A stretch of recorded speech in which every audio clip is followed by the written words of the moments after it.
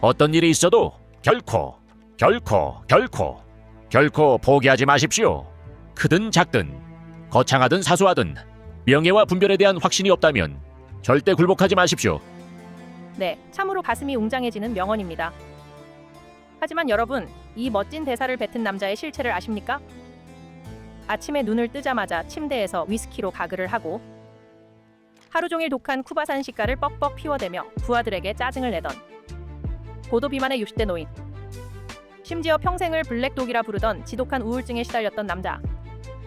어쩌면 절대 포기하지 마라는 저 말은 매일같이 술에 취해 고집을 부리는 자신을 영국 국민들에게 제발 포기하지 말고 견뎌달라는 처절한 애원이었을지도 모릅니다. 1940년 나치의 아돌프 히틀러가 유럽 대륙을 집어삼키고 있을 때 겁에 질린 영국 의회는 윈스턴 처칠을 전시 총리로 추대했습니다. 다들 미쳤다고 했죠. 왜냐고요? 처칠은 이미 1차 세계대전 당시 해군 장관으로서 갈리폴리 상륙작전이라는 희대의 뻘짓을 기획해 무려 25만 명의 사상자를 내고 쫓겨난 아주 화려한 흑역사의 주인공이었거든요. 과거에 실패한 정치인, 그것도 말 험악한 꼰대 할아버지를 다시 불러내야 했을 만큼 영국의 인재풀은 바닥이 나 있었습니다. 과거의 실수는 뼈아프지만 나는 그 실패를 씹어삼키며 오늘을 준비했소. 히틀러라는 괴물은 오직 피와 몽둥이로만 막을 수 있단 말이오. 네, 말은 참 번지르르하게 잘하십니다. 처칠의 가장 큰 무기는 총이나 대포가 아니라 바로 저 혓바닥이었으니까요. 영국 수뇌부가 나치와 평화협정을 맺자고 덜덜 떨 때 이 고집불통 영감님은 의회에 나타나 냅다 소리를 질렀습니다. 협상은 없다. 우리는 해변에서도 싸우고 상륙장에서도 싸우고 들판과 거리에서도 싸울 것이다. 라고요. 듣기엔 소름 돋게 멋있지만 막상 총을 들고 해변에서 싸워야 하는 건 불쌍한 젊은 병사들이었죠. 히틀러는 런던을 잿더미로 만들면 영국이 항복할 줄 알았습니다. 밤낮 없이 폭탄이 떨어졌죠.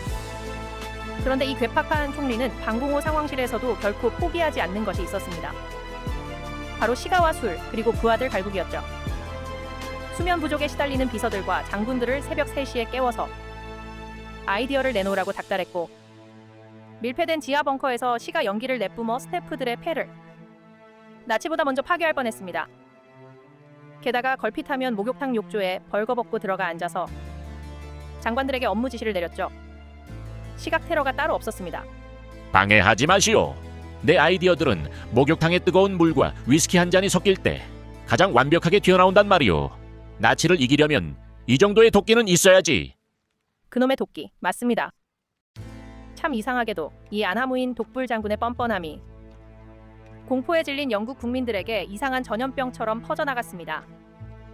총리가 저렇게 지하에서 술 마시며 큰 소리를 뻥뻥 치고 있으니 런던 시민들도 폭격으로 무너진 집 앞에서 홍차를 끓여 마시며 후이자 손가락을 그려 보이기 시작한 겁니다. 히틀러의 폭격기는 런던의 건물은 부수었지만 이 뚱뚱한 불독의 심장만큼은 부수지 못했습니다.